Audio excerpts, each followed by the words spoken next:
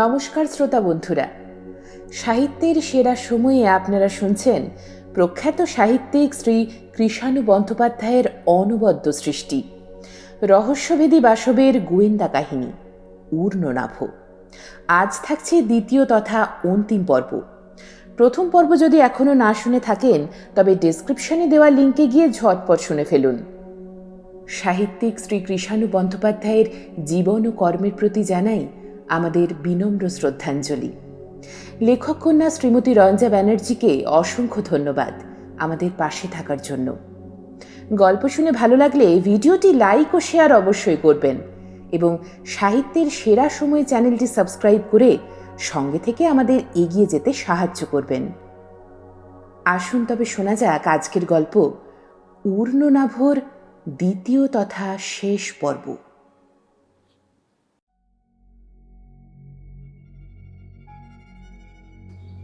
বেলা 1:30 হবে। খাওয়া দাওয়া শেষ হয়েছে প্রায় ঘন্টা দেড়েক আগে। বাসব চিন্তিত মুখে নিজের ঘরে পায়চারি করছে। বহুদিন পরে বেশ জটিল রহস্যের সম্মুখীন হতে হয়েছে ওকে। দুটো জিনিসই ওর কাছে এখন সম্পূর্ণ অন্ধকারে। এক, খুনের মোটিভ কি? দুই, খুনিকে। খুনের মোটিভ সম্বন্ধে যদি কোনো আঁচ পাওয়া যেত তাহলে অবশ্য রহস্য অনেক সরল হয়ে যেত। মোটিভ সম্বন্ধে প্রচুর চিন্তা করে দেখেছে বাসব। প্রশান্ত রায়ের পূর্বের অবস্থা হীন হলেও বর্তমানে মোটামুটি ধনী ব্যক্তি ছিলেন। এখানে উপস্থিত প্রত্যেক অতিথির সঙ্গে তার আলাপ থাকলেও এমন কোনো সম্ভাবনা দেখা যাচ্ছে না যাতে প্রমাণিত হয় তিনি মারা গেলে অমুক ব্যক্তি তার অর্থের অধিকারী হবে। তবে কি অর্থই অনর্থের মূল নয়? বাসব সিগারেট ধরিয়ে নিয়ে ভাবতে লাগল। মোটিভ নেই অথচ একটা খুন হয়ে গেল, তা কখনোই হতে পারে না। মোটিভ একটা নিশ্চয়ই আছে, কিন্তু সেটা কি? তারপর ওই বাচ্চা ছেলের ফটোগ্রাফখানা, ওখানাই বা প্রশান্ত রায়ের পকেটে ছিল কেন? তাছাড়া ওই ছবিখানা যে কার সে কথাও কেউ বলতে পারছে না। বিচিত্র রহস্য। বাসব সিগারেটে ঘন ঘন বার কয়েক টান দিয়ে ঘর থেকে বেরিয়ে এলো। চিন্তাকে এখন আর প্রশ্রয় দেবে না, বরং এই সময়ে যে কাজগুলো হয়নি সেগুলো সেরে নেওয়াই ভালো। অর্থাৎ এখনো যাদের সঙ্গে কথাবার্তা বলা হয়নি তাদের সঙ্গে কথাবার্তা বলে নেওয়া। বাসব রজত ভৌমিকের ঘরের দরজায় গিয়ে করাঘাত করল। ভৌমিক তখন একটা পেন্সিল স্কেচ নিয়ে ব্যস্ত ছিলেন। মুখ তুলে বললেন, কে? ভেতরে আসতে পারি? কণ্ঠস্বরেই মানুষটিকে চিনতে পেরেছিলেন ভৌমিক। উঠে গিয়ে দরজার অর্গল মুক্ত করে দিয়ে বললেন, আসুন বাসব বাবু। বাসব ঘরের চারিদিকে দৃষ্টি বুলিয়ে বলল, ছবি আঁকছিলেন? কি আর করি বলুন, এখানে যখন আটকে পড়া গেছে তখন এই বিরাট অবসরে ছবির সংখ্যা বাড়িয়ে নেওয়াটাই হলো বুদ্ধিমানের কাজ। বসুন।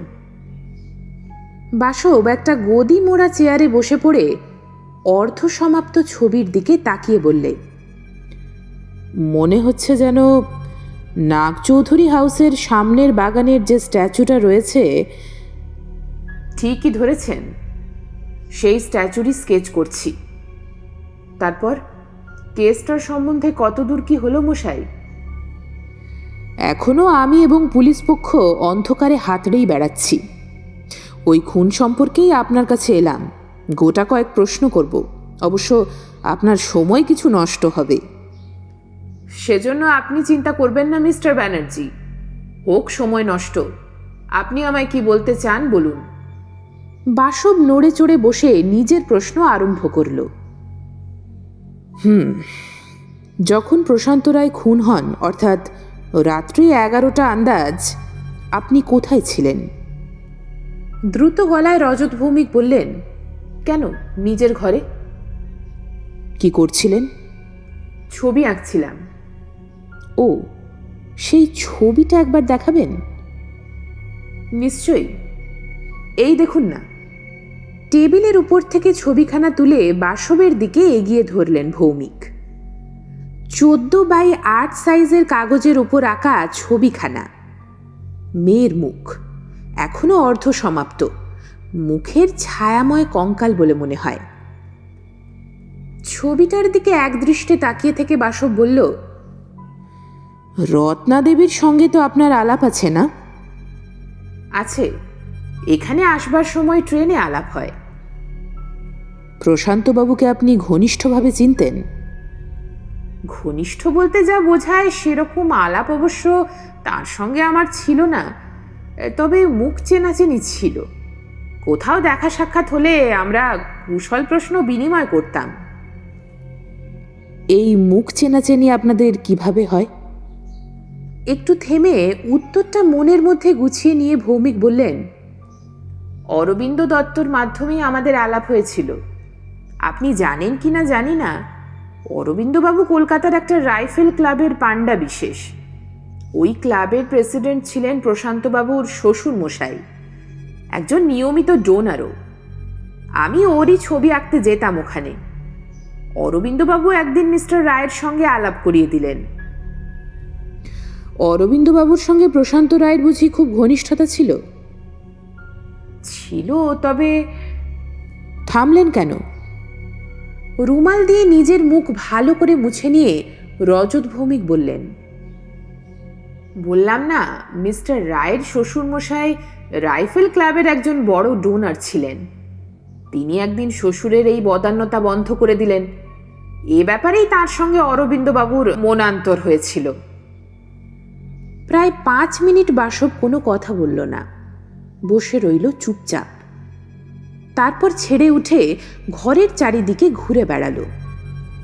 খোলা জানালার পাশে মাঝারি সাইজের একটা টেবিল ছিল, তার উপরকার জিনিসপত্রগুলো নাড়াচাড়া করল। ফিরে এসে বসলো আবার নিজের চেয়ারে।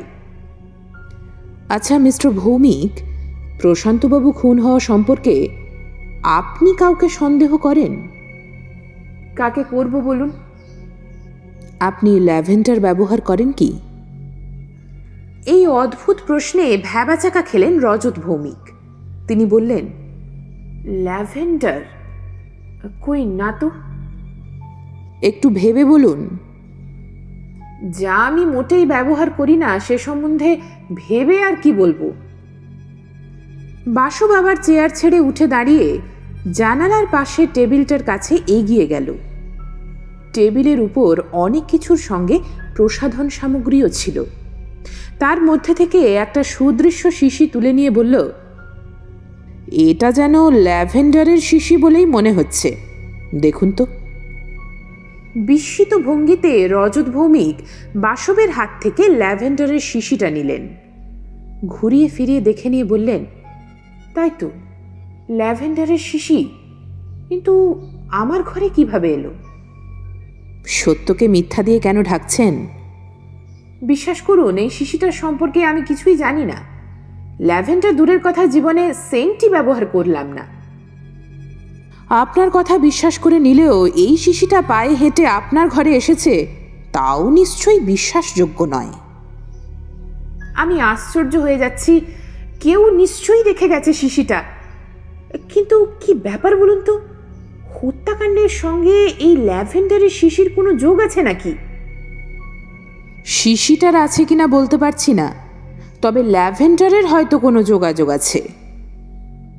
বাসব শিশিটা পকেটস্থ করে বলল, চললাম, শিশিটা নিয়ে যাচ্ছি।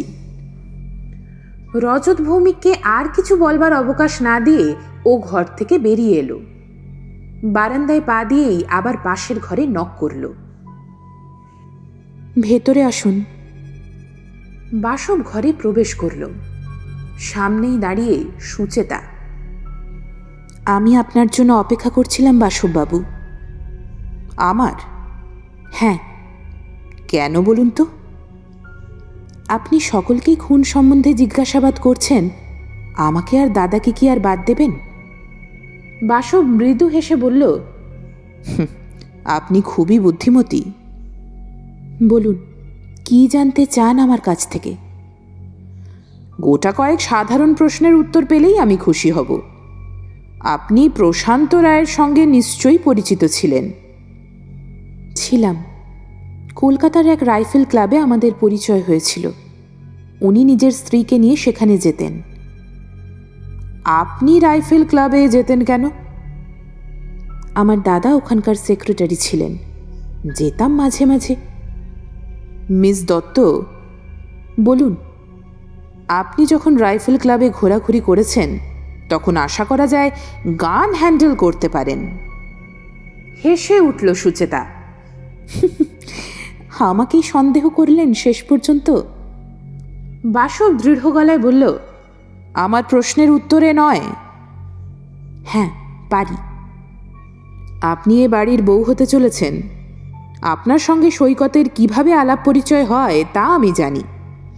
প্রশ্নের মোড় ওধারে ঘোরাবো না। এখন অনুগ্রহ করে বলুন, দুর্ঘটনার সময় আপনি কোথায় ছিলেন? কেন, এই ঘরে?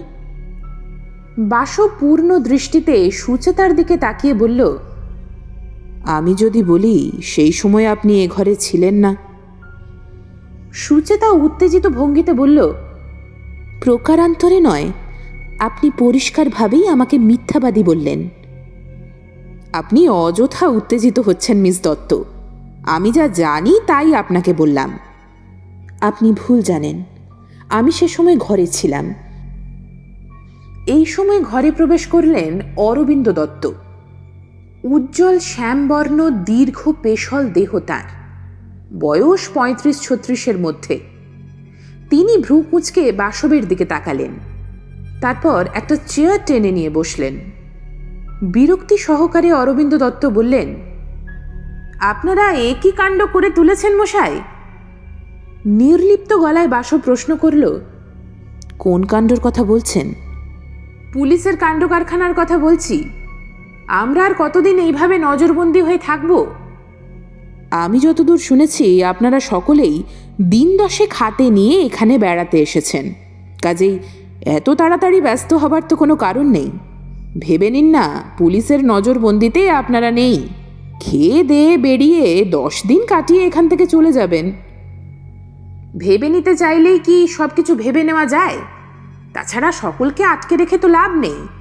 যারা সন্দেহের বাইরে তাদের ছেড়ে দিলেই তো হয়। বাসব অল্প একটু হেসে বলল, কিন্তু সন্দেহের বাইরে যে কেউ নেই, এমনকি আপনিও। আমি? আকাশ থেকে পড়লেন অরবিন্দ দত্ত।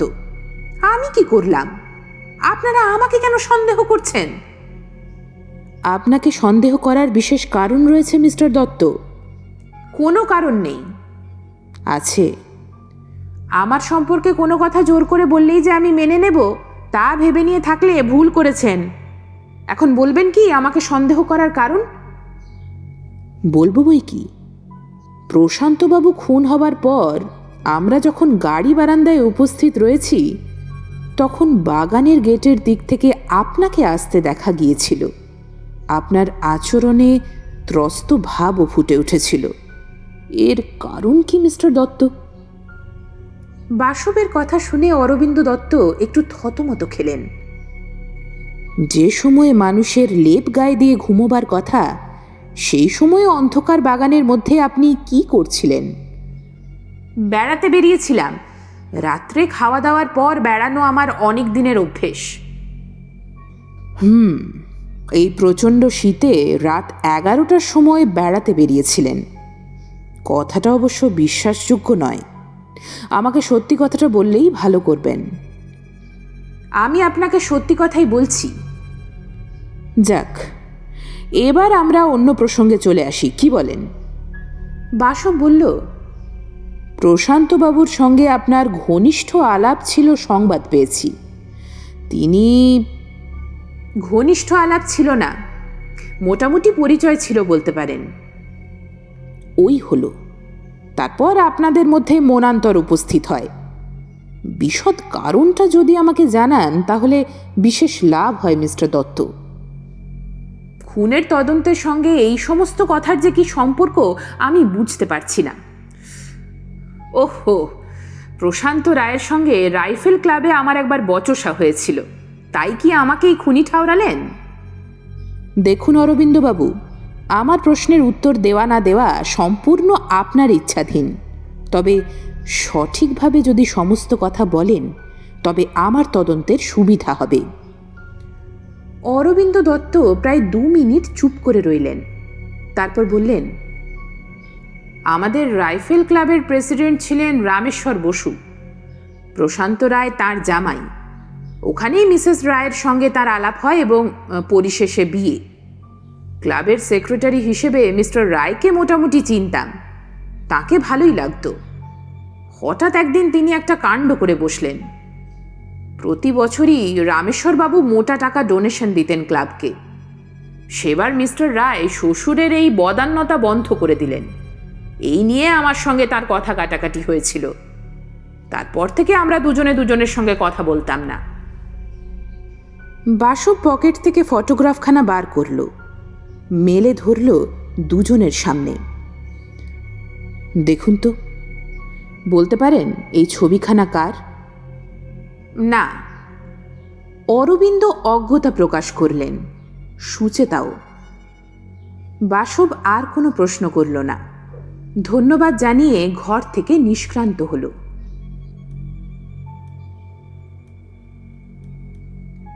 সমস্ত ব্যবস্থা করে রেখেছিলেন ইন্সপেক্টর শুক্লা। কলকাতা যাওয়ার কোনো অসুবিধাই হলো না বাসবের। যাওয়ার আগে সৈকতকে বলে গেল দিন 5 মধ্যেই ফিরবে। ও যেন অতিথিদের ওপর সতর্ক দৃষ্টি রাখে। বাসব কলকাতায় পৌঁছল বেলা 11:30টার সময়। বাড়ি গিয়ে খাওয়া দাওয়া সারতে সারতে প্রায় 2টো বেজে গেল। তারপর বেরুল লালবাজারের উদ্দেশ্যে। অফিসেই ছিলেন মিস্টার সামন্ত, ডিটেকটিভ ডিপার্টমেন্টের দুঁদে অফিসার তিনি। বাসবকে দেখে সাড়ম্বরে অভ্যর্থনা জানালেন। সহাস্যে বললেন, বিনা প্রয়োজনে নিশ্চয়ই আসেননি। বাসবও সহাস্যে বললে, বলা বাহুল্য। মিস্টার সামন্ত সিগারেটের কেসটা এগিয়ে ধরে বললেন, প্রয়োজনটা শুনি, দেখি মুশকিল আসান করতে পারি কি না। বাসব একটা সিগারেট তুলে নিয়ে অগ্নিসংযোগ করল। তারপর পকেট থেকে প্রশান্ত রায়ের পকেটে পাওয়া রুমালটা বার করে বলল, এই রুমাল যে ধোপা কেচেছিল তার সন্ধান চাই। রুমালটা নেড়ে চেড়ে দেখে সামন্ত বললেন, মার্কাটা বেশ পরিষ্কার উঠেছে, কিন্তু এই বিরাট শহরে কোন ধোপা এই মার্কা ব্যবহার করে তা খুঁজে বার করা 1-8 ঘন্টার কর্ম নয়, অন্তত 2 দিন সময় দিতে হবে। বেশ, 2 দিনই সময় নিন। সাদা কথা, রজক প্রবরের সন্ধান চাই। তা না হয় করে দেওয়া গেল। এবার বলুন তদন্তটা কি? বাসব আদ্যপান্ত সমস্ত ঘটনা বলল। এইভাবে ঘণ্টা 2 ওখানে কাটিয়ে বিদায় নিল। লালবাজার থেকে ফিরে এসে দুপুরের বাকি সময়টা ঘুমিয়ে কাটালো বাসব। সারাটা রাত ট্রেনে এসেছে। ট্রেনে জেগে বসেছিল তা নয়, তবু আর একটু ঘুমিয়ে নিলে শরীর চাঙ্গা হবে। বিকেল উতরে যাবার পর বাসব আবার বাড়ি থেকে বেরোল। প্রশান্ত রায়ের পকেটে পাওয়া বাচ্চা ছেলের ছবিখানা নিজের পকেটে ভরে নিয়ে ও বেরিয়েছে। বাসব খুঁটিয়ে দেখেছে ফটোগ্রাফখানা গ্লসি পেপারে প্রিন্ট করা। উল্টো দিকের সাদা অংশে রাবার স্ট্যাম্প দিয়ে যে দোকানে ছবি তোলা হয়েছে সেই দোকানের ঠিকানা লেখা রয়েছে। বাসব এখন যাবে সেই ফটোগ্রাফারের কাছে, যদি কোনো সূত্র ওখানে পাওয়া যায়। ফটো ডি মনিকো থিয়েটার রোডে। খুব বড় দোকান নয়, মাঝারি গোছের। সুদৃশ্য কাচের শোকেস আছে। বাসব গিয়ে দোকানে ঢুকল। কাউন্টারের লোকটি অন্য একজনের সঙ্গে কথা বলছিল। তার সঙ্গে কথা শেষ করে বাসবের সামনে এসে বলল, বলুন। আমি দোকানের ওনারের সঙ্গে কথা বলতে চাই। আমি ওনার, বলুন। বাসব নিচু গলায় বলল, একটা খুনের তদন্তে আমাকে এখানে আসতে হয়েছে। তারপর নিজের পরিচয় দিল। দোকানদার বাসবের নাম শুনেছিলেন বলা ঠিক হবে না, পড়েছিলেন। খবরের কাগজেই পড়েছিলেন ওর নাম। তিনি বেশ গভীরভাবে বললেন, আমার দোকানে খুনের তদন্ত করতে এসেছেন? আমি কিন্তু... আপনি ভয় পাবেন না, ওই তদন্তের সঙ্গে আপনার কোনো যোগ নেই। কিছুদিন আগে একটি বাচ্চা ছেলের ছবি এখানে তোলা হয়। আমি সেই ছবির সম্পর্কে গোটা কয়েক কথা আপনার কাছ থেকে জেনে নেব। দোকানদার মুখ ফিরিয়ে বললেন, প্রভাত, কাউন্টারে এসে দাঁড়া, আমি একটু অফিস ঘরে যাচ্ছি, আসুন। তিনি বাসবকে নিয়ে খুপড়ি মতো একটা ঘরে গিয়ে ঢুকলেন। দুজনে দুটো চেয়ার অধিকার করে বসবার পর বাসব ছবিখানা এগিয়ে ধরে বলল, এই ছবিখানা আপনার স্টুডিওতেই তোলা হয়েছিল। এই ছেলেটির বিষয়ে কিছু বলতে পারেন? দোকানদার ছবিখানা ঘুরিয়ে ফিরিয়ে দেখে বললেন, রবার স্ট্যাম্প রয়েছে যখন, তখন ছবিখানা আমাদেরই তোলা। কিন্তু প্রত্যহ এত ছবি তোলা হয় যে কোনো কিছু বলা দুষ্কর। দাঁড়ান, দেখছি চেষ্টা করে যদি কিছু বলা যায়। প্রভাত। আগে। প্রভাত খুপড়িতে প্রবেশ করল। আমাদের তোলা ছোটদের ছবির যে অ্যালবাম আছে তাতে দেখতো এই ছবিখানা আছে কিনা, থাকলে লেজারটা নিয়ে আয়। প্রভাত ছবি নিয়ে চলে গেলে তিনি আবার বললেন, আমাদের স্টুডিওতে যে ছবি তোলা হোক না কেন, 1 কপি করে রেকর্ড হিসেবে নম্বর দিয়ে রেখে দেওয়া হয়। মিনিট 10 পরে প্রভাত একটা বিরাট লেজার নিয়ে উপস্থিত হলো। বলল, এ ছবির ডুপ্লিকেট অ্যালবামে আছে স্যার, 2072 নম্বর। লেজার খুলে 2072 নম্বর ছবির পরিচয় পাওয়া গেল। তোলা হয়েছে প্রায় 1 বছর আগে। ঠিকানা দীপক, কেয়ার অফ প্রশান্ত রায়, অমুক নম্বর কালী চৌধুরী লেন, কলিকাতা 34। ঠিকানা দেখে বাসব বিস্মিত হল, কারণ প্রশান্ত রায়ের বাড়ি লেক প্লেসে। তাকে তার শ্বশুর বাড়ি তৈরি করে দিয়েছিলেন সেইখানেই। যাই হোক, খোঁজ নিয়ে দেখতে হবে। বাসব দোকানদারকে ধন্যবাদ জানিয়ে ওখান থেকে বিদায় নিল। তখন প্রায় 6:30। কিছুক্ষণ অপেক্ষা করবার পর ট্যাক্সি পাওয়া গেল। ড্রাইভারকে টালিগঞ্জের দিকে যাওয়ার নির্দেশ দিয়ে চিন্তার সমুদ্রে ডুব দিল বাসব। দীপক নামে ছেলেটি কে? প্রশান্ত রায়ের সঙ্গে কি সম্পর্ক? কালী চৌধুরী লেনে গিয়ে পড়তে পারলেই কি অনেক রহস্য আর রহস্য থাকবে না? টালিগঞ্জে পৌঁছবার পর কালী চৌধুরী লেন খুঁজে বার করা খুব সহজ হলো না। অনেক খোঁজাখুঁজির পর শেষ পর্যন্ত পাওয়া গেল। নামে লেন হলেও খুব সংকীর্ণ নয় পথটা। নির্দিষ্ট নম্বরের বাড়িতে গিয়ে দেখল তালা ঝুলছে। তালার এবং দরজার অবস্থা দেখে মনে হয় বেশ কয়েকদিন থেকেই বন্ধ রয়েছে। বাসব পাশের বাড়ির দরজায় গিয়ে নক করল। এক ভদ্রলোক বেরিয়ে আসতেই প্রশ্ন করল, ও বাড়িতে ওরা কোথায় গেলেন বলতে পারেন? তা তো বলতে পারবো না। প্রশান্ত রায় তো থাকেন ওখানে। ভদ্রলোক বললেন, ও বাড়িতে প্রশান্ত রায় বলে কেউ থাকে না, একজন মহিলা থাকেন। আমি মশাই এ পাড়ায় নতুন এসেছি, সঠিক করে কিছু বলতে পারবো না। তবে এসে অবধি মাঝে মাঝে একটা বাচ্চা ছেলে ছাড়া আর কোনো পুরুষ মানুষ দেখিনি। ও, দেখুন, বিশেষ কারণে ওদের খোঁজ খবর নিতে এসেছি। আচ্ছা, বলতে পারেন যে মহিলা এই বাড়িতে থাকেন তার সঙ্গে এ পাড়ার কারুর কোনো হৃদ্যতা আছে কিনা? ভদ্রলোক একটু চিন্তা করে বললেন, ওই দূরে হলুদ রঙের বাড়িটা দেখতে পাচ্ছেন, ওখানে কনক সেন থাকেন। তার সঙ্গে পাশের বাড়ির ভদ্রমহিলার ভাবসাবা আছে দেখেছি। বাসু ভদ্রলোককে ধন্যবাদ জানিয়ে হলদে রঙের বাড়ির দিকে এগুলো। হলদে রঙের বাড়ির দরজায় গিয়ে দেখে নেম প্লেট লাগানো, doctor miss Kanak Sen. Calling বেলও রয়েছে। বাসু বেল পুশ করল। বার দুয়েক বেল পুশ করতেই দরজা খুলে গেল। মধ্যবয়স্কা একজন মহিলা দরজার ও প্রান্তে এসে দাঁড়িয়েছেন। আপনার সঙ্গে বিশেষ দরকার আছে, আসুন। বাসব ঘরের মধ্যে গেল।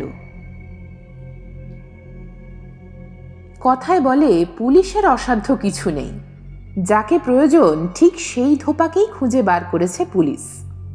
মিস্টার সামন্ত বাসবকে ফোন করলেন। হেসে বললেন, আপনার রজকপ্রবণ লালবাজারে উপস্থিত, চলে আসুন তাড়াতাড়ি। বলেন কি, এখনো কিন্তু 2 দিন পার হয়নি? তাহলে বুঝে দেখুন আমাদের কর্মতৎপরতা। বাসব জোরে হেসে উঠল, তারপর বলল, এক্ষুনি আসছি। ধূপার নাম লোটান। কালো বেঁটে সিটকে চেহারা লোটানের। বারান্দার একধারে বসে ঠকঠক করে কাঁপছিল সে। তাকে বোঝানো হয়েছে ভয়ের কিছু নেই, গোটা কয়েক প্রশ্ন করেই তাকে ছেড়ে দেওয়া হবে। তবে লোটানের কাঁপুনি গেল না। বাসব তাকে আপাদ মস্তক দেখে নিয়ে বলল, রুমালে যে মার্কা আছে তা তোমারই? আজ্ঞে বাবু। তোমার ভয় পাবার কিছু নেই, আমার প্রশ্নের সঠিক উত্তর দিয়ে দাও, তাহলেই হবে। যে বাবুর ওই রুমালখানা, তার নাম কি? নাম বলতে পারবো না, বাবুর বাড়ি থেকে কাপড় নিয়ে আসি, ধুয়ে দিয়ে আসি আবার, নাম কি করে জানবো বাবু? রুমালে একরকম গন্ধ আছে লোটান, তুমি শুকেছ? ওই বাবুর সমস্ত রুমালেই এই আতরের গন্ধ থাকে বাবু। নাম তো বলতে পারবে না, বাড়িটা দেখিয়ে দিতে পারবে নিশ্চয়ই? তা পারবো বাবু। তাহলে তাই দেখিয়ে দেবে, চলো। মিস্টার সামন্ত, লোটানকে সঙ্গে নিয়ে চললাম। কলকাতা ছাড়ার আগে আপনার সঙ্গে দেখা করে যাব। বেশ তো। বাসব লোটানকে সঙ্গে নিয়ে থানা থেকে বেরিয়ে পড়ল। তারপর যখন নিজের হ্যাঙ্গারফোর্ড স্ট্রিটের বাড়িতে ফিরল বাসব, তখন সন্ধ্যা হয়ে গেছে। সমস্ত কাজ শেষ করেই ফিরতে পেরেছে। ওর মুখে সাফল্যের হাসি। কিন্তু ওর আর বেশিক্ষণ কলকাতা থাকবার উপায় নেই। মাত্র 2 ঘন্টা পরে আপার ইন্ডিয়া এক্সপ্রেস ছাড়ছে শিয়ালদা থেকে। ওই ট্রেনটাই অ্যাভেল করবে বাসব। ইন্সপেক্টর শুক্লা থানাতেই ছিলেন। বাসবকে দেখে সহর্ষে বললেন, কখন ফিরলেন কলকাতা থেকে? এই তো মিনিট 20 হলো। বেশ সন্তোষজনক কাজকর্মই কলকাতায় হয়েছে। তাই নাকি? বাসব বলল, শুধু তাই নয়, আজ সন্ধ্যাবেলাতেই এই হত্যা নাটকের ওপর আমি জবনিকা ফেলতে পারবো। বলেন কি, আপনি জানতে পেরেছেন কে খুনি? পেরেছি মিস্টার শুক্লা। সন্ধ্যার সময় সকলের সামনে তার নাম প্রকাশ করব।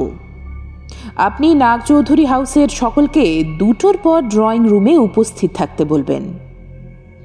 বেশ। সন্ধ্যা হয়েছে বেশ কিছুক্ষণ আগে। তন্দ্রা রায়ের ঘরে সমবেত হয়েছেন সকলে। তার মনের অবস্থা বিবেচনা করে তাকে টানা হ্যাচড়া না করে ড্রয়িং রুমের পরিবর্তে তার ঘরেই শেষ পর্যন্ত সকলকে আহ্বান করেছে বাসব। ঘরে উপস্থিত রয়েছেন রণদাকান্ত নাগচৌধুরী, সৈকত, তন্দ্রা রায়, সুচেতা, রত্না দেবী, রজত ভৌমিক, অরবিন্দ দত্ত ও ডাক্তার দিবাকর গুপ্ত। ইন্সপেক্টর শুক্লাও আছেন। কারুর মুখে কথা নেই, সকলের মুখে থমথমে ভাব। বাসব বলল, আপনারা সকলেই উপস্থিত রয়েছেন। এবার আমি আপনাদের কাছে সেই রক্তাক্ত বিষয় নিয়ে আলোচনা করব। প্রকৃতপক্ষে যা ঘটা উচিত ছিল না। রণদাকান্ত বললেন, তুমি বুঝতে পেরেছ বাসব কে হত্যাকারী? আগে হ্যাঁ, হত্যাকারীকে বোধহয় আমি বহু আগেই ধরতে পারতাম, যদি প্রত্যেকে আমার কাছে সত্যি কথা বলতেন। ডাক্তার দিবাকর গুপ্ত বললেন, আপনি বলতে চান আমরা সকলে আপনার কাছে মিথ্যে স্টেটমেন্ট দিয়েছি? নির্ভেজাল মিথ্যা কথা বলেছেন এই কথা বলছি না, তবে কিছু সত্যের অপলাপ যে করেছেন তাতে বিন্দুমাত্র সন্দেহ নেই। যেমন আপনার কথাই ধরা যেতে পারে। আমার কথা? চমকে উঠবেন না ডাক্তার গুপ্ত, আমার কথা আগে শুনুন। আপনি নিজের স্টেটমেন্টে বলেছেন হালকা লোহা জাতীয় জিনিস পড়ে যাবার শব্দ শুনে আপনি ঘর থেকে বেরিয়ে আসেন, এবং সঙ্গে সঙ্গে শুনতে পান রিভলভারের শব্দ। এক্স্যাক্টলি। যদি তাই হবে, তবে এরকম একটা ঘটনার পর অন্য কিছু না করে গাড়ির মধ্যে ঝুঁকে পড়ে কি করছিলেন? না, মানে আমি যদি বলি আপনি মৃত মিস্টার রায়ের পকেট থেকে সে সময় কিছু বার করে নেবার চেষ্টা করছিলেন। ডাক্তার গুপ্ত ঝাঁঝিয়ে উঠলেন। আপনি বোধহয় আমাকে অনর্থক অপমানিত করতে পারেন না।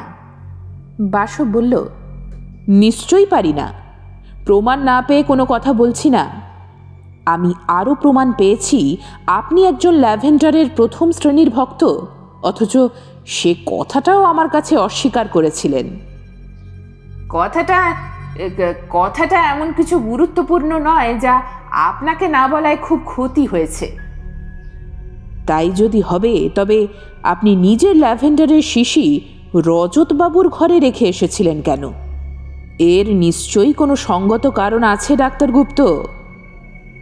দিবাকর গুপ্ত দমে গেলেন, ধরা গলায় বললেন, এতে প্রমাণ হচ্ছে কি যে আমি প্রশান্তকে খুন করেছি? বাসব সে কথায় কান্না দিয়ে বলল, এই রুমালটা চিনতে পারেন? ল্যাভেন্ডার মাখানো এই রুমাল আপনারই। প্রশান্ত রায় খুন হবার পর এই রুমালখানেই আপনি মোটরের মধ্যে ঝুঁকে পড়ে তার পকেট থেকে তুলে নেবার চেষ্টা করছিলেন। এমন সময় আমি গিয়ে পড়ি। ও রুমালখানা আমার নয়। অস্বীকার করবার মিথ্যে চেষ্টা করছেন।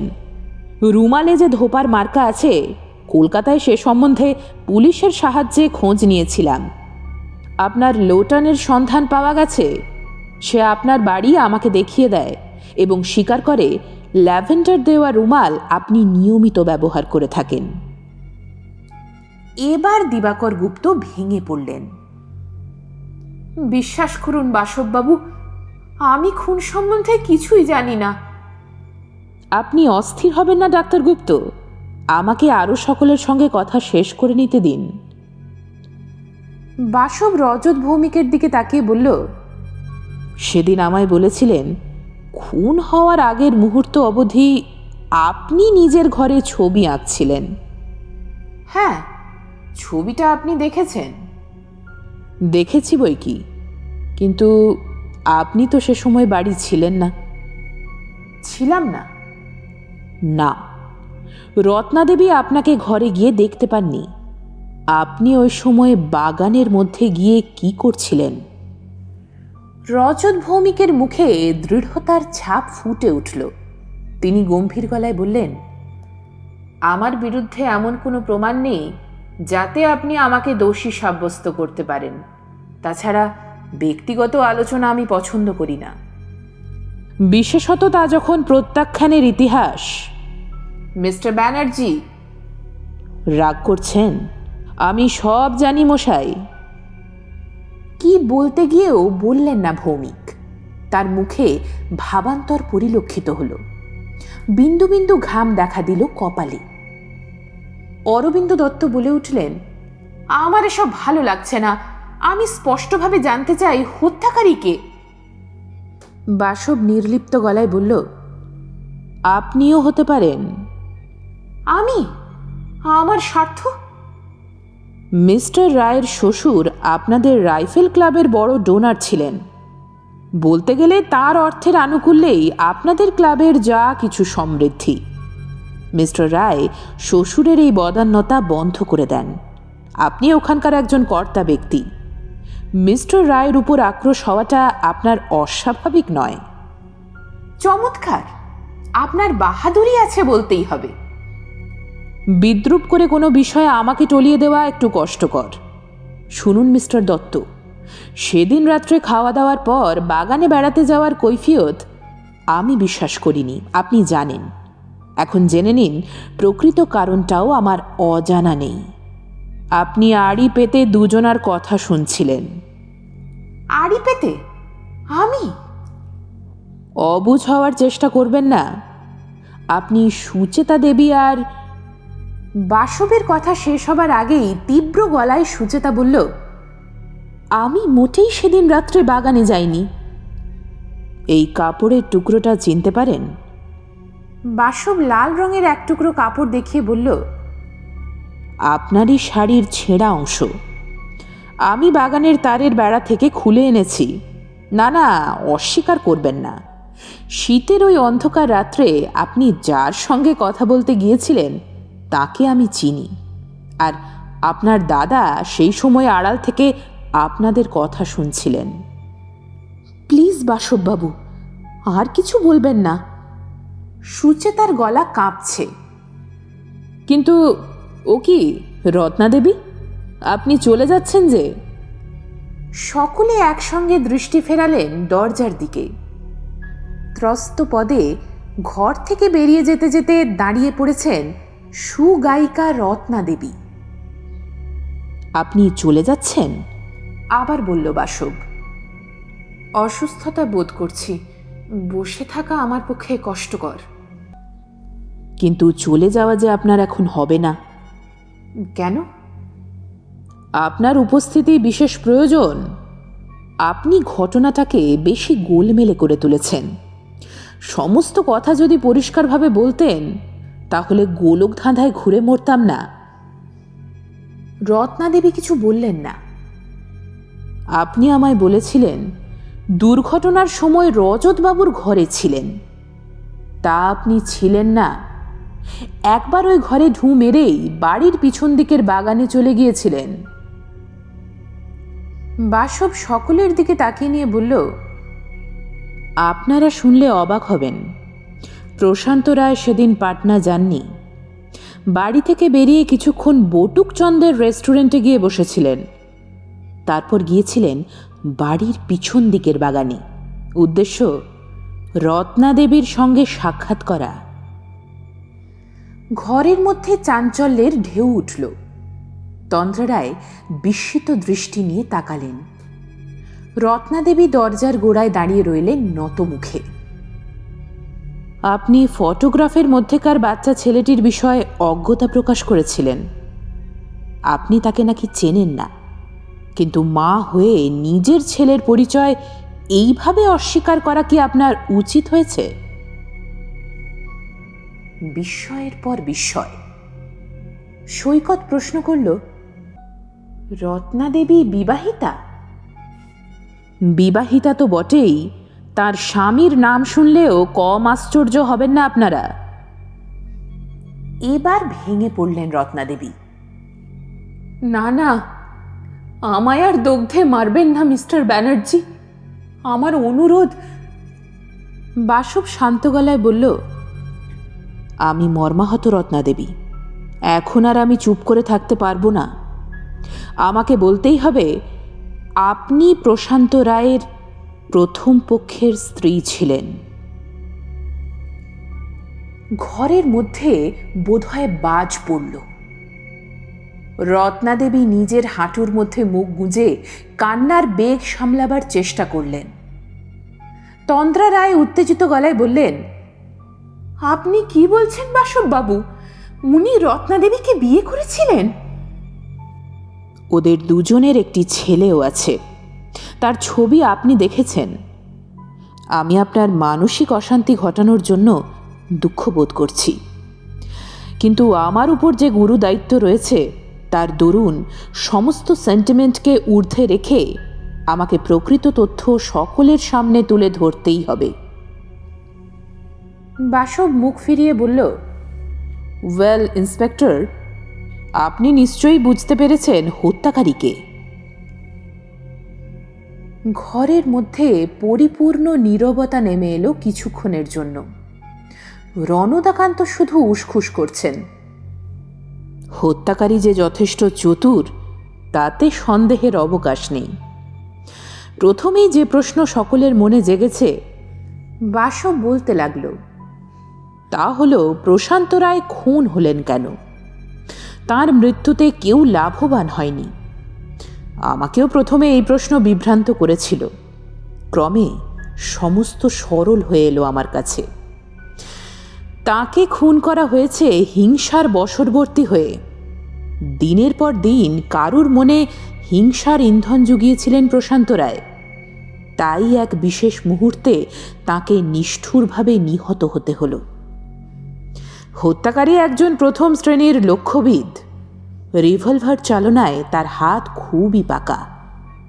হয়তো কোনো প্রতিষ্ঠানে সে এ বিষয়ে শিক্ষা পেয়েছিল। করুণ কণ্ঠে অরবিন্দ দত্ত বললেন, আপনি কি আমায় মিন করছেন? Believe me. শান্ত হয়ে বসুন, আমার কথা এখনো শেষ হয়নি। রণদাকান্ত বললেন, আমি তো মাথা মুন্ডু কিছুই বুঝতে পারছি না। তন্দ্রা রায় বললেন, আমি বিশ্বাস করতে পারছি না উনি আমার আগে কাউকে বিয়ে করেছিলেন। বাসব বলল, অবিশ্বাসের কোনো কারণ নেই, প্রমাণ এখানেই বর্তমান। তাছাড়া এ সমস্ত আপনার অজানা ছিল না মিসেস রায়। আমার অজানা ছিল না? না, আপনি সমস্ত কিছু জানতেন। আহত গলায় তন্দ্রা রায় বললেন, আপনি আমায় মিথ্যেবাদী বলতে চান? অত্যন্ত দুঃখের সঙ্গে। আমি আর এক মুহূর্ত এখানে থাকতে চাই না। আজ উনি নেই, তাই আমাকে এভাবে অপমানিত হতে হলো। দরজার দিকে এগিয়ে গেলেন তিনি। দাঁড়ান, ঘর থেকে আপনার যাওয়া হবে না। আপনার মনের অবস্থা অনুমান করে নিতে কষ্ট হচ্ছে না? এ অভিনয় ছাড়া আর কোনো পথ আপনার সামনে খোলা নেই। ইন্সপেক্টর, আপনি হত্যাকারীকে গ্রেপ্তার করবার জন্য প্রস্তুত হয়ে নিন। শ্রীমতী তন্দ্রা রায় সম্পূর্ণ সুস্থ মস্তিষ্কেই নিজের স্বামী প্রশান্ত রায়কে খুন করেছেন। তীব্র গলায় প্রতিবাদ করে উঠলেন তন্দ্রা। আমি আমি আমার স্বামীকে খুন করেছি? কেন কেন? আগেই বলেছি, প্রতিহিংসা। আপনি একদিন জানতে পারলেন আপনার স্বামী বহু পূর্বেই বিবাহিত। আপনাকে বিয়ে করার উদ্দেশ্য হল আপনার বাবার বিপুল অর্থের প্রতি মিস্টার রায়ের লোভ। মনের মধ্যে আগুন জ্বলতে লাগলো আপনার। চরম হলো যখন একই স্থানে আমন্ত্রিত হলেন তিনজনে। স্বামীর হাবভাবে আপনি ক্রমেই উত্তেজিত হতে থাকলেন। এতদিন অবচেতন মনে যে ইচ্ছে উকিঝুঁকি মারছিল, এখন বিশেষ আকারে তা শেকড় গেড়ে বসল। সেদিন প্রশান্তবাবুর পাটনা যাওয়ার নামে কোথায় যাচ্ছেন তা আপনার কাছে অজানা ছিল না। আপনি মনস্থির করে অপেক্ষা করতে লাগলেন। পটিকোতে গাড়ি আসার সঙ্গে সঙ্গে তন্দ্রা রায়ের সুন্দর মুখের উপর ক্রমেই কুৎসিত ভাব ফুটে উঠছে। তিনি অকারণেই হাঁপাতে আরম্ভ করলেন।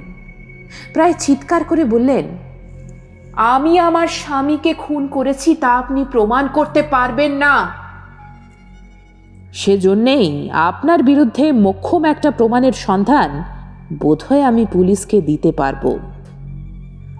বাসু পকেট থেকে রিভলভার বার করে তুলে ধরল। এই সেই রিভলভার সেদিন যা গাড়ির তলায় পাওয়া গিয়েছিল। পুলিশকে বিভ্রান্ত করার জন্যে এই অস্ত্র আপনি ঘটনাস্থলে ফেলে এসেছিলেন। কাজে লাগিয়েছিলেন অন্য একটা রিভলভার। আপনার আগে বোঝা উচিত এই কারচুপি আমরা সহজেই ধরে ফেলব। অগত্যা অন্য রিভলভারটার সন্ধান আমায় করতে হয়েছে। আপনার অলক্ষ্যে এই ঘরে আজ আমি এসেছিলাম। ফ্লাওয়ার ভাসটার মধ্যে অভীষ্ট বস্তুর সন্ধান পেয়েছি। বাসব কোণের টেবিলের উপর রাখা ফ্লাওয়ার ভাসের দিকে এগিয়ে গেল। তার মধ্যে হাত ঢুকিয়ে একটা রিভলভার বার করে আনল। বলল, এই সেই রিভলভার যা দিয়ে খুন করা হয়েছে। প্রশান্তবাবুর শরীরে যে গুলি পাওয়া গেছে এর সঙ্গে হুবহু মিলে যাবে। রিভলভারের উপর আপনার হাতের ছাপ আছে এবং আমার ধারণা এর লাইসেন্স বোধহয় আপনারই নামে। তন্দ্রা রায় আর কিছু বললেন না, কাঁপতে কাঁপতে বসে পড়লেন। তারপর হেসে উঠলেন। তীক্ষ্ণ উচ্চ গ্রামে হেসে চললেন অবিরত।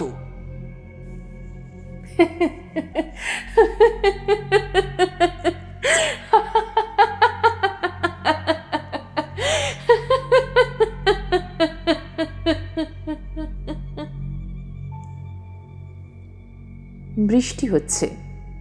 শীতের বেগ যেন আরও বেড়ে গেছে। ড্রয়িং রুমে সকলে একত্রিত হয়েছেন। মিসেস রায় আর ইন্সপেক্টর ছাড়া আর সকলেই আছেন। তখন সন্ধ্যা। রণদাকান্ত বললেন, শেষ পর্যন্ত পাগল হয়ে গেল মেয়েটা। ডাক্তার গুপ্ত বললেন, খুন করার পর শোচনীয় মনের অবস্থা নিয়ে দিন কাটাচ্ছিলেন মিসেস রায়। ধরা পড়ে যাবার পর আর মেন্টাল ব্যালেন্স রাখতে পারেননি। এসব ক্ষেত্রে এরকমই হয়। সৈকত বলল, ভাবতেও পারা যায় না। আচ্ছা বাসব, তুমি কিভাবে বুঝতে পারলে মিসেস রায় হত্যাকারী? কিছু অনুমান আর কিছু প্রমাণের উপর নির্ভর করে। রণদাকান্ত বললেন, ওভাবে নয়, তুমি সমস্তটা আমাদের খুলে বলো। বাসব মৃদু হেসে আরম্ভ করল। সকলের স্টেটমেন্ট নেবার পর আমার মনে হলো অনেকেই আমার কাছে অনেক কথা চেপে গেছেন। ডাক্তার গুপ্ত বলেছিলেন তিনি করিডোরের কাছে হালকা লোহার কোনো জিনিস পড়ার শব্দ পেয়েছিলেন। স্বাভাবিকভাবে ধরে নেওয়া যায় হত্যাকারী যখন মিস্টার রায়ের জন্য করিডোরে অপেক্ষা করছিলেন সেই সময় তার হাত থেকে রিভলভার মাটিতে পড়ে যায়। শব্দ তারই, কিন্তু ঘটনাস্থলে পড়ে থাকা রিভলভারের কোথাও চটা ওঠার দাগ দেখতে পেলাম না। আরও কয়েকটা জিনিস আমাকে বিভ্রান্ত করে তুলেছিল, যেমন একটা বাচ্চার ফটোগ্রাফ আর ল্যাভেন্ডার মাখানো রুমাল। ও রুমালখানা মিস্টার রায়ের ছিল না। এদিকে বাগানে ঘুরতে ঘুরতে তারের বেড়ায় লাল শাড়ির ছেঁড়া টুকরো আটকে থাকতে দেখলাম। আমার মনে পড়ল এই ধরনের শাড়ি আমি সুচেতা দেবীকে দুর্ঘটনার দিন পরতে দেখেছি। তিনি ওই রাত্রে বাগানে কি করছিলেন? তবে একটা বিষয়ে আমি নিশ্চিন্ত হয়েছিলাম, মিস্টার রায় পাটনা যাননি। বাড়ির পিছন দিকের বাগানের ওপাশের পোড়ো জমিতে টায়ারের দাগ দেখতে পেলাম। ওধারে নাকি কখনোই মোটর যায় না। তাছাড়া বটুকচন্দ্র বললেন প্রশান্তবাবু তার হোটেলে গিয়ে অনেকক্ষণ অপেক্ষা করেছিলেন। সহজেই বুঝতে পারা যায় হোটেল থেকে বেরিয়ে তিনি মোটর নিয়ে ওই পুরো জমিতেই গিয়েছিলেন। আমি তিনজনকে বিশেষভাবে সন্দেহ করলাম। এক, ডাক্তার গুপ্ত। তিনি ঘটনাস্থলে গিয়ে গাড়ির মধ্যে ঝুঁকে কি করছিলেন? 2, অরবিন্দ দত্ত। দুর্ঘটনার পর তাকে বাগানের দিক থেকে কেন আসতে দেখা গিয়েছিল? 3, রত্না দেবী। তার কথাবার্তা এত অসংলগ্ন কেন?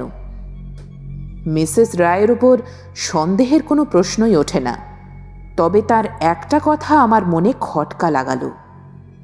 আমার প্রশ্নের উত্তরে এক জায়গায় তিনি বললেন তিনি নাকি 9:30টার সময় বাথরুম থেকে ফেরার পথে ডাক্তার গুপ্তকে তার ঘর থেকে বেরিয়ে যেতে দেখেছেন।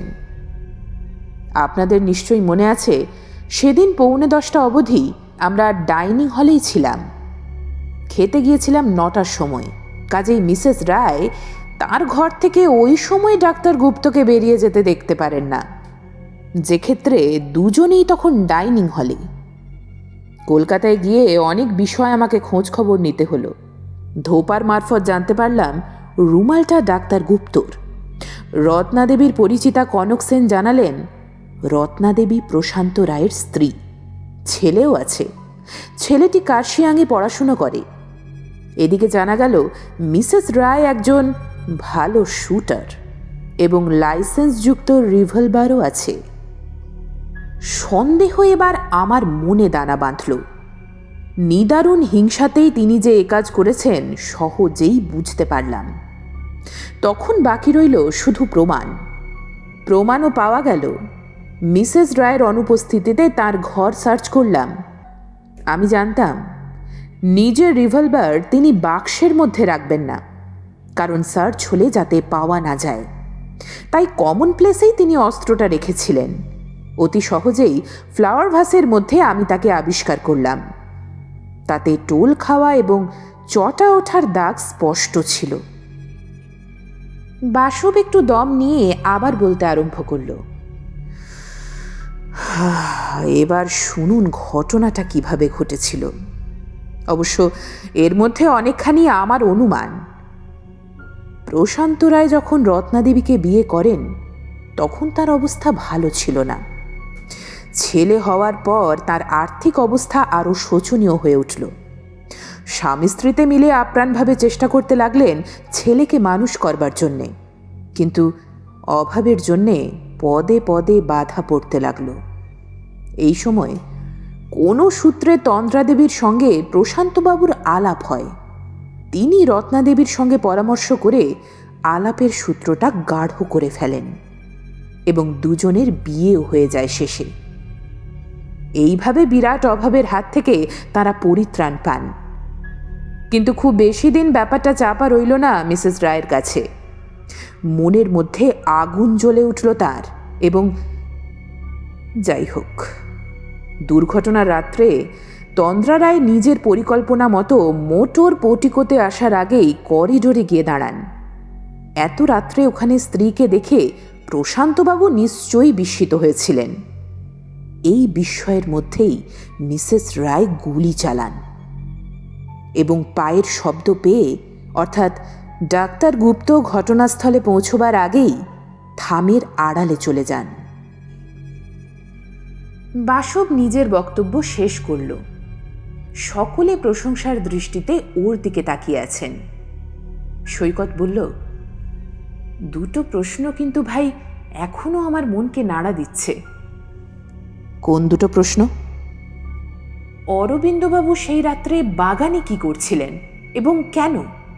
আর ডাক্তার গুপ্ত রুমাল প্রশান্ত রায়ের পকেটে গেল কিভাবে? অরবিন্দবাবু বাগানে গিয়েছিলেন নিজের বোনের উপর নজর রাখতে। তিনি জানতে পেরেছিলেন ওই সময় বাগানে সুচেতা দেবীর সঙ্গে রজতবাবুর কথা হবে। রজতবাবু সুচেতা দেবী সম্পর্কে একটু ইন্টারেস্টেড। তিনি ভেবেছিলেন অরবিন্দবাবুই বোনের বিয়ে এখানে দিতে চান। তিনি জানতেন না সুচেতা দেবী সৈকতের বিশেষ পরিচিতা। অগত্যা রজতবাবুকে সমস্ত কিছু বুঝিয়ে বলতে হয় সুচেতা দেবীকে। রজত ভৌমিক মাথা নত করলেন। ডাক্তার গুপ্তর রুমাল কিভাবে প্রশান্ত রায়ের পকেটে গিয়েছিল তা বলতে পারবো না, উনি নিজেই আমাদের বলতে পারেন। ডাক্তার গুপ্ত বললেন, সন্ধ্যাবেলায় প্রশান্ত আমার কাছ থেকে রুমালটা নেয় চশমার লেন্স পরিষ্কার করবার জন্যে। তারপর ভুলক্রমে আর ফিরিয়ে দেয় না। দুর্ঘটনার পর আমি প্রথম ঘটনাস্থলে গিয়ে উপস্থিত হই। আমার কেমন ভয় হয় প্রশান্তর পকেটে আমার রুমাল দেখে পুলিশ যদি আমাকে সন্দেহ করে।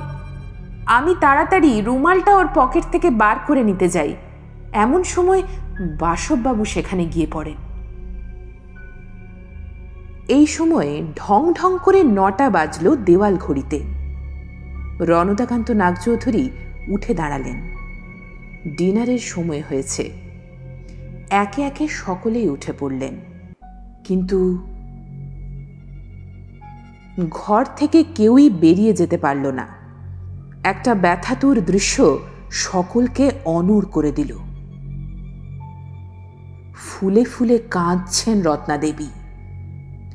ছিন্নমূল লতার মতো তার দেহ কোচের উপর পড়ে রয়েছে। তিনি কাঁদছেন, ফুলে ফুলে কেঁদে চলেছেন। তাকে সান্ত্বনা জানাবার ভাষা কারুর নেই। সকলে মমতাময় দৃষ্টি নিয়ে তার দিকে তাকিয়ে রইলেন শুধু।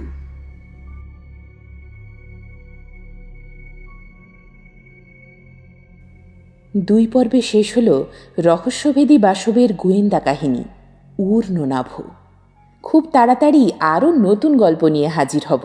ততক্ষণ সঙ্গে থাকুন, শুনতে থাকুন সাহিত্যের সেরা সময়।